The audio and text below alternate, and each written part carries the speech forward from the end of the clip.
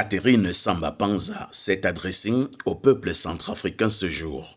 Une allocution à la nation qui intervient 24 heures avant la tenue du deuxième tour de la présidentielle dans le pays. 3 axes forts auront marqué cette sortie médiatique de la présidente de l'État de transition de la République centrafricaine.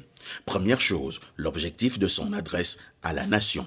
L'objectif de ce double scrutin, comme vous le savez, est de doter notre pays de nouveaux dirigeants légitimés par le suffrage populaire et au-delà, de lui permettre de reprendre sa place parmi les nations démocratiques et modernes.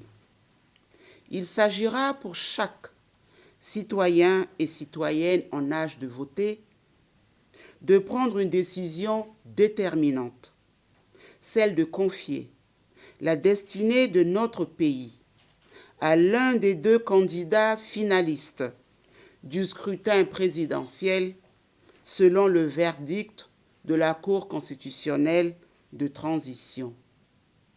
Il s'agira par la même occasion d'élire des députés pour la nouvelle Assemblée nationale, dépositaire du pouvoir législatif et du pouvoir de contrôle de l'exécutif.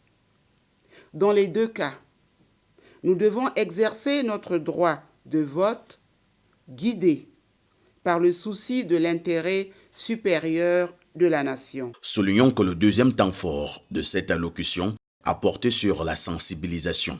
Une sensibilisation qui devra amener ses chers compatriotes à un peu plus de responsabilité quant à l'aboutissement heureux du processus électoral en cours. J'en appelle à tous les leaders d'opinion, aux partis politiques, de bannir du rang de leurs partisans les actes et les comportements susceptibles d'attiser des tensions politiques et intercommunautaires. Ils doivent appeler leur base au calme et à la sérénité.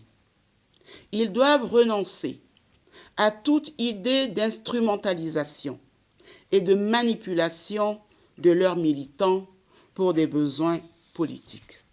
Sur ce point de vue, celle qui verra son mandat s'achever le 31 mars 2016 n'est pas passée par 4 chemins pour exhorter le peuple centrafricain à tourner la page d'une histoire sombre dans laquelle la République centrafricaine est trempée depuis près de 3 ans.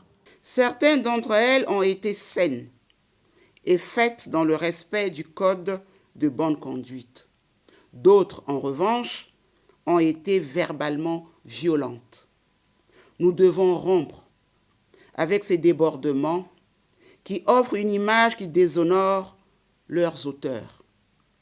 C'est pour cela que pour les élections de demain, nous devons avoir à l'esprit que pour nous tous, filles et fils de Centrafrique, ce jour de vote doit être un jour où tous les démons devront être conjurés pour que chaque citoyen exerce son droit de vote en toute liberté. En amont, la présidente de l'État de transition de la République centrafricaine s'est voulue claire dans son dernier grand contact avec son peuple, en demandant à ces derniers de démontrer à la face du monde que la RCA ne saurait demeurer le pays des records négatifs.